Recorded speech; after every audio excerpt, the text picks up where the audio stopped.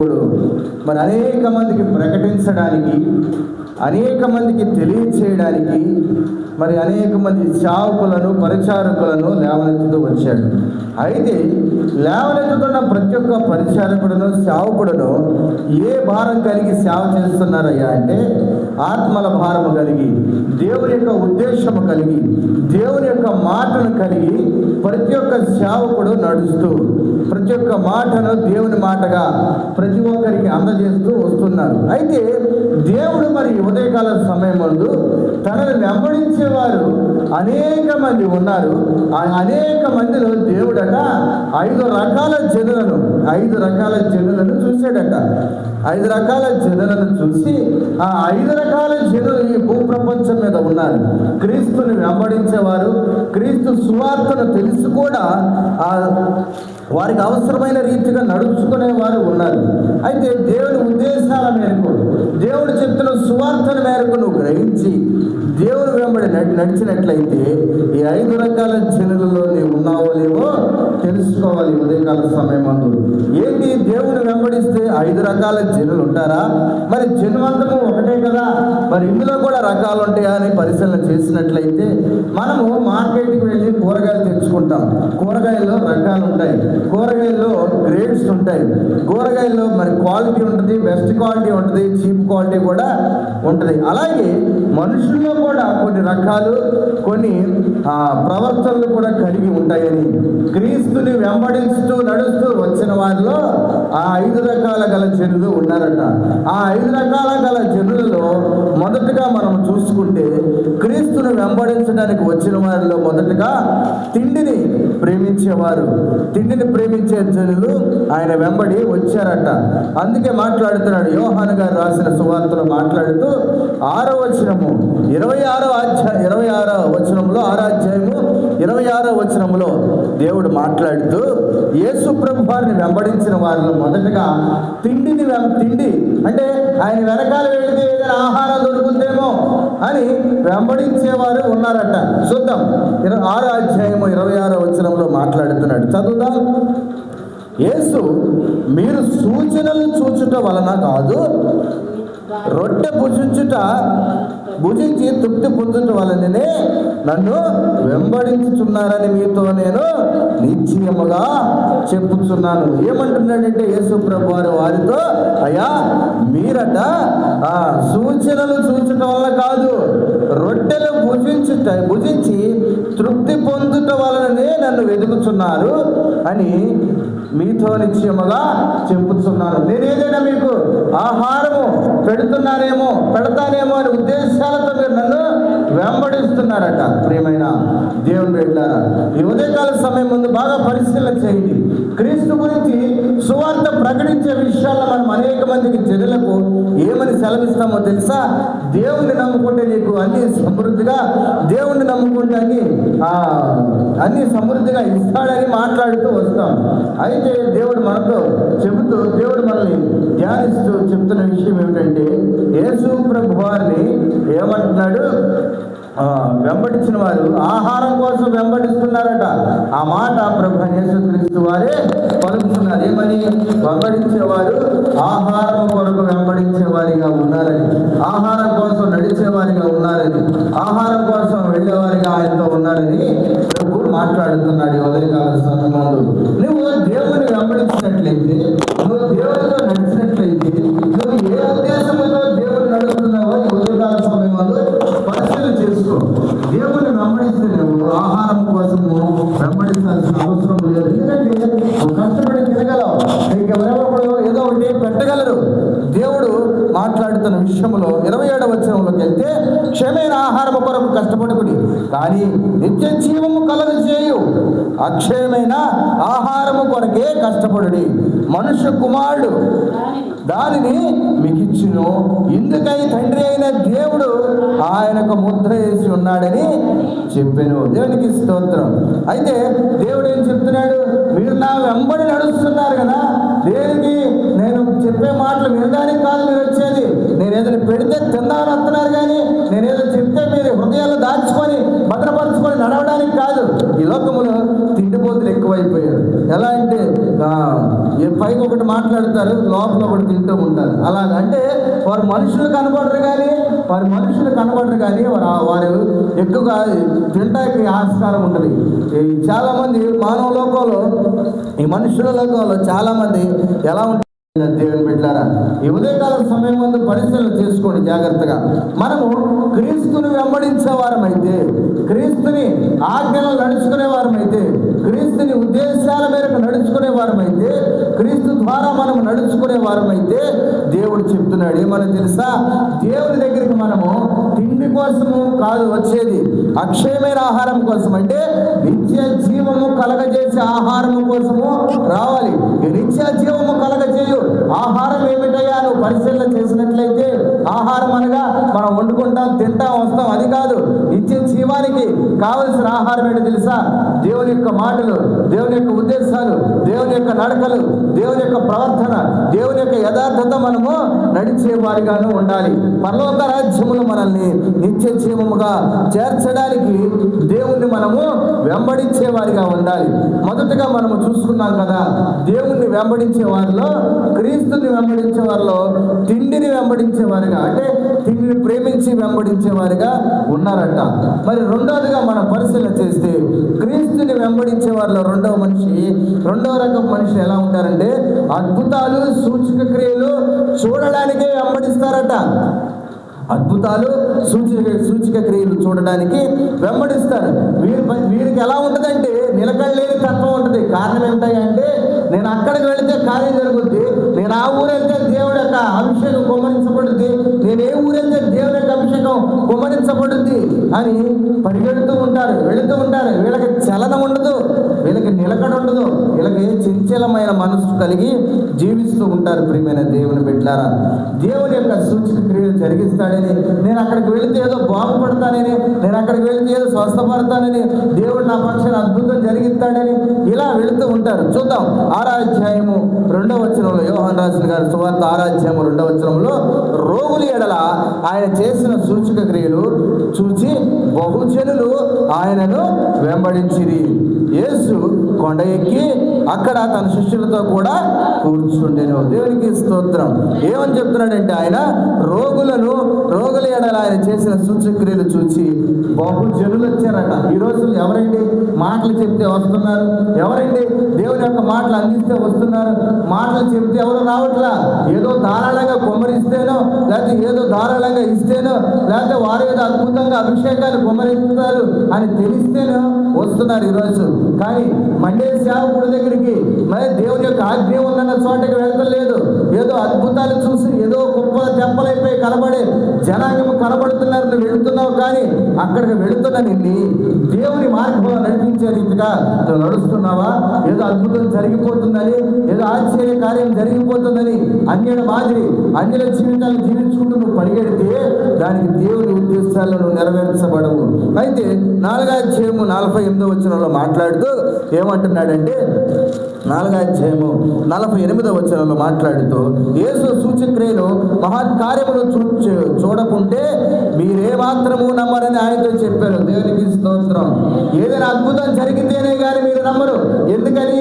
యేసు ప్రభు ఆశ్చర్యకరుడని, ఆలోచనకర్తని, నిత్య జీవానికి నడిపిస్తాడని ఏదో ఒక అద్భుతం చేస్తే కానీ నమ్మరని ఎవరు మాట్లాడుతున్నారు అంటే యేసు ప్రభు వారే మాట్లాడుతున్నారు. ఎందుకని? ఈ 5 రకాల జనులలో 2 రకాల జనులకి ఆల్రెడీ దేవుడు మాట ఇచ్చేశాడు.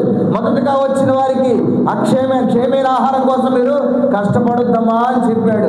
రెండవదిగా ఆయన క్షేమైన ఆహారం కోసం మీరు కష్టపడండి అని చెప్పాడు.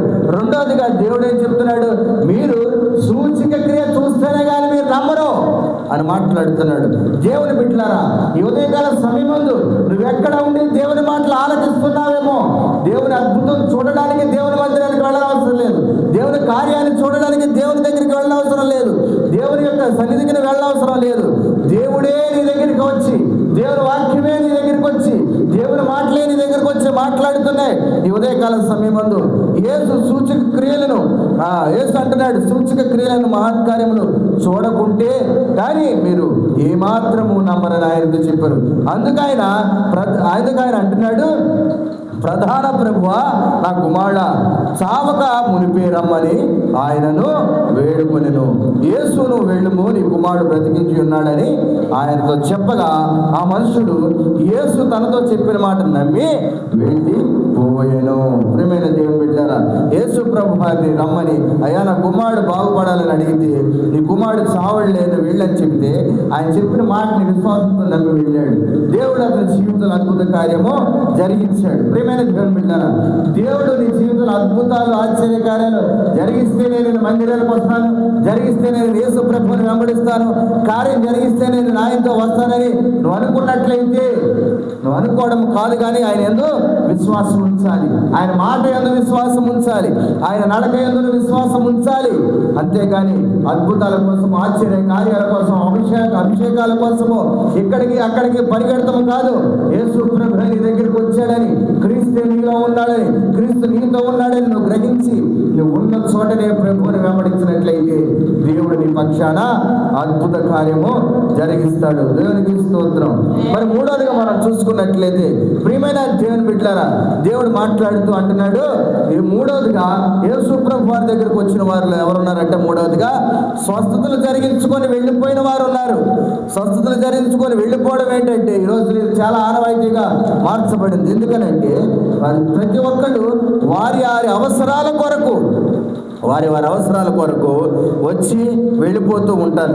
ఎలాగంటే దేవుడు ఈరోజు కార్యం జరిగించేసాడులే, వెళ్ళిపోదాం. 10 దినాలు వెంబడించడం, తర్వాత వెళ్ళిపోవడం, కొన్ని దినాలు వెంబడించడం, తర్వాత వెళ్ళిపోవడం, ఆ తర్వాత మరలా లోకంలో కలిసిపోవడం మాదిరిగా వారు జీవిస్తూ ఉంటారు. ఇలాగా స్వస్థత కార్యాల కొరకు వెంబడించే వారిగా ఉంటారు. దేవుడు నన్ను బాగు చేస్తాడని, దేవుడు నాకు కార్యాన్ని ఇస్తాడని అనేక మంది వెంబడించేవారుగా ఉంటారు. చూద్దాం, లూకా రాసిన సువార్త 17వ అధ్యాయంలో మాట్లాడుతూ 17వ అధ్యాయము 12వ వచనంలో దేవుడు మాట్లాడుతూ అంటున్నాడు, ఆయన ఒక గ్రామంలోనికి వెళ్ళుచుండగా 10 మంది కుష్ఠరోగులు ఆయనకు ఎదురుగా వచ్చి దూరమున నిలిచి, యేసు ప్రభువా మమ్మను కరుణించమని కేకలు వేసిరి. ఎవరు వచ్చారయ్యా అంటే యేసు ప్రభు వారి దగ్గరికి స్వస్థత కోసం కుష్టి వారు వచ్చారు. ఎంతమంది? 10 మంది కుష్టి వాళ్ళు వచ్చారు. ఆ 10 మంది కుష్టి వాళ్ళు వచ్చి చేసినది ఏంటయ్యా అంటే 17వ అధ్యాయంలోనే 17వ వచనంలో మాట్లాడుతున్నాడు. ఏమని? అందుకు యేసు 10 మంది శుద్ధులైన కారా అని 9 ఎక్కడా అని ఆ అన్యుని తప్ప ఆ దేవుని మహిమపరచుటకు తిరిగి వచ్చిన వాడెవడనో ఆగుపడలేదా అని చెప్పి, నువ్వు లేచి పొమ్ము, నీ విశ్వాసం నేను స్వస్థపరచుద్దని ఆయనతో చెప్పారు. ప్రియమైన దేవుని బిడ్డలారా, ఈ 10 మంది యేసు ప్రభువుని కేకలు వేశారు. ఏమని? అయ్యా నన్ను బాగు చేయి, నన్ను స్వస్థపరచు అని దూరముగా నుంచి పిలిచి యేసు ప్రభువాన్ని స్వస్థత కొరకు అడిగారు. ఈ ఉదయకాల సమయం ముందు నువ్వు పరిశీలన చేయి.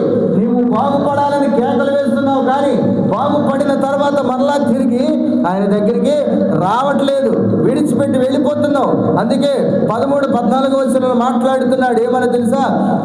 ఆయన వారిని చూసి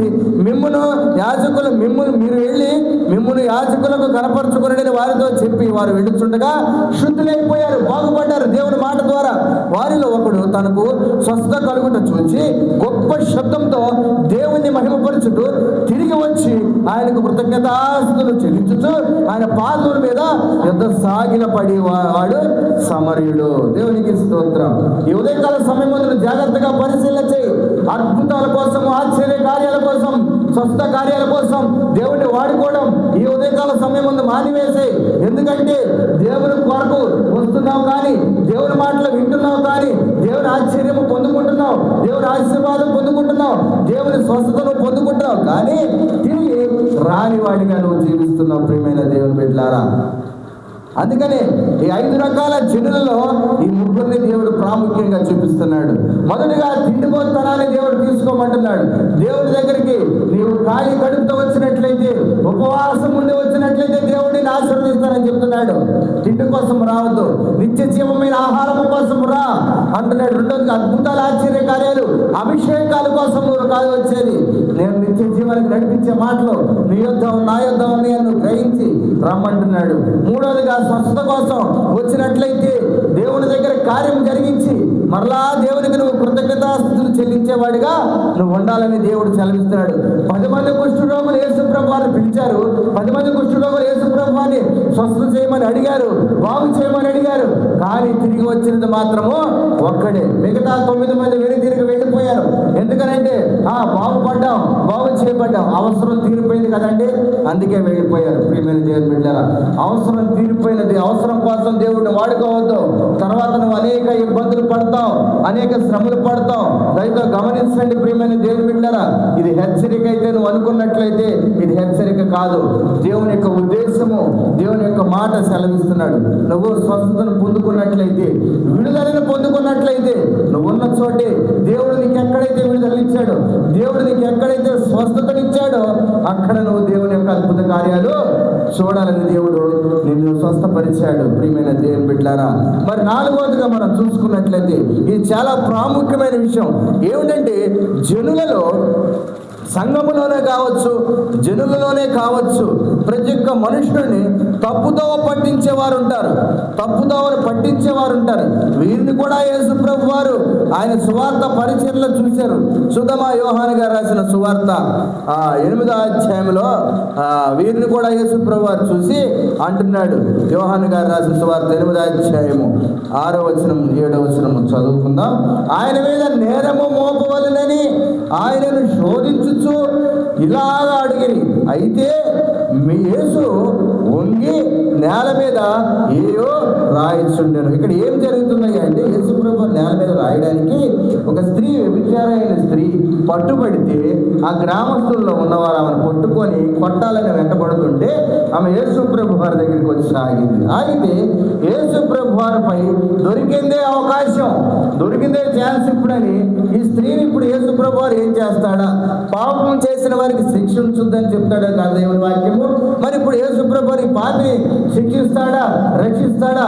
దొరికింది అవకాశం అని నింద మోయడానికి ప్రారంభించారు, నిందలు వేయడం ప్రారంభించారు. ఎందుకంటే యేసుప్రభు వారి యొక్క మాటలు అనేక మందికి జీవితాన్ని బాగు చేసిన మాటలే, జీవితాన్ని సరిచేసిన మాటలే, జీవితాన్ని వెలిగించిన మాటలే. కానీ అనేక మంది అన్యులు కావచ్చు, లోకస్తులు కావచ్చు, సంఘంలోనే కావచ్చు, రెచ్చగొడుతూ ఉండే మాటలు కొంతమంది మాట్లాడుతూ ఉంటారు. ఎందుకంటే ఎందుకు నమ్ముతావులే, ఎందుకు అవసరమా నీకు అని అపహేళన చేసేవారు ఉంటారు, అని ఎక్కిరించేవారు ఉంటారు, అని తప్పుడు బోధన చేసేవారు ఉంటారు, తప్పుడు మాటలు క్రీస్తు గురించి మాట్లాడేవారు ఉంటారు. అవకాశము ఈ ఉదయకాల సమయం ముందు నువ్వు జాగ్రత్తగా పరిశీలించి నువ్వు దేవుణ్ణి వెంబడిస్తుంటే దేవుని యొక్క బోధనకు, దేవుని యొక్క మాటకు లోబడి ఉండు. మనుషుల బోధకి కాదు. దేవుణ్ణి ఎప్పుడు వెక్కిరిస్తామని చూసేవారు వెంబడి నడవద్దు. అప్పుడు దేవుడు మాట్లాడుతూ ఏమంటున్నారు ఆ జనులు, యేసుప్రభు ఎక్కడ దొరుకుతాడా అని. 6వ వచనం, ఆయన మీద నేరము మోపు వల్ల వెతుకుతున్నారు. దొరుకుతాడేమో యేసుప్రభు నేరస్తుడిగా, దేవుణ్ణి నేరస్తుడిగా చేద్దామని అందరూ చూస్తున్నారు. అయితే ఏమంటున్నాడు? శోధించు ఇలాగా ఆయన అడిగారు. యేసు వంగి నేల మీద వేలతో రాశారు. వారు ఆయన పట్టు వదలక, యేసుప్రభు వారిని వదలట్లేదు, దొరికింది అవకాశం అని పట్టు వదలక అడుగుచుండగా ఆయన తల ఎత్తి చూసి, మీలో పాపము లేనివాడు మొట్టమొదట ఏమి చేయాలట? ఆమె మీద రాయి వేయి వచ్చునని వారితో చెప్పెను. మరలా వంగి నేల మీద వ్రాయిచుండగా వారు ఆ మాట విని పెద్దవారు మొదలుకొని చిన్నవారు వరకు ఒకరి వెంట ఒకడు బయలుదేరి వెళ్ళిరి. యేసు ఒక్కడు మాత్రమే మిగిలిను. ఆ స్త్రీని మధ్యన నిలవబడి ఉండెను. యేసు తల ఎత్తి, అమ్మా వారెక్కడ ఉన్నారని అడిగితే, యేసు ఎవరున్నారు, ఎవరినో నీకు శిక్ష విధించలేదా అని అడిగినప్పుడు ఆమె లేదు ప్రభా నేను. అందుకు యేసు, నేను నీకు శిక్ష విధింపను, నువ్వు వెళ్ళి ఇక పాపము చేయకము అని ఆమెతో చెప్పాను. ప్రియమైన దేవుని బిడ్డలారా, ఈ ఉదయకాల సమయం ఉంది హృదయంలో బాగా ఈ మాటని జ్ఞాపకం చేసుకో. యేసు ప్రభు పాపులను క్షమిస్తాడు అన్నాడు కదా. మరి పాపులను క్షమిస్తే మరి ఎందుకని ఈ తల్లిని దేవుడు శిక్షించకుండా విడిచిపెట్టాడని పరిశీలన చేస్తారు అనేక మంది. విచారణ చేసేవారిని కూడా దేవుడు క్షమిస్తాడా అని హేళన చేసేవారికి ఈ మాటని దేవుడు చెప్తున్నాడు. ఇక మీదట పాపము చేయొద్దని బ్రతుకునిచ్చాడు, అంతేగాని చంపడానికి అవకాశం ఇవ్వలేదు దేవుడు, అంతేగాని తన జీవితాన్ని నాశనం చేసుకోమని అవకాశం ఇవ్వలేదు దేవుడు. ఆ తల్లి ఇంకా కొన్నాళ్ళు బ్రతికి తన జీవితాన్ని మార్చుకుంటే అని ఎక్కడైతే తృణీకరించబడిన జీవితాన్ని జీవించిందో అక్కడ హెచ్చరిక స్థితిలో జీవించడానికి దేవుడు అవకాశాన్ని ఇచ్చాడు. ఈ లోకంలో అనేక మంది వెక్కిరింపులకి, హేళనకి అవకాశం ఇస్తున్నాడు. ఎలా అంటే ఒక మనుషుడు ఏదైనా తప్పు చేస్తే ఆ మనుషుడిని ఇబ్బందుల పాలు చేయడానికి, లోకంలో తృణీకరించిన వాడిగా చూడడానికి అవకాశం ఇస్తున్నాడు. కానీ దేవుడు ఏం చేస్తున్నాడంటే ఆ మనిషికి బ్రతకడానికి అవకాశం ఇస్తున్నాడు. ఎందుకని?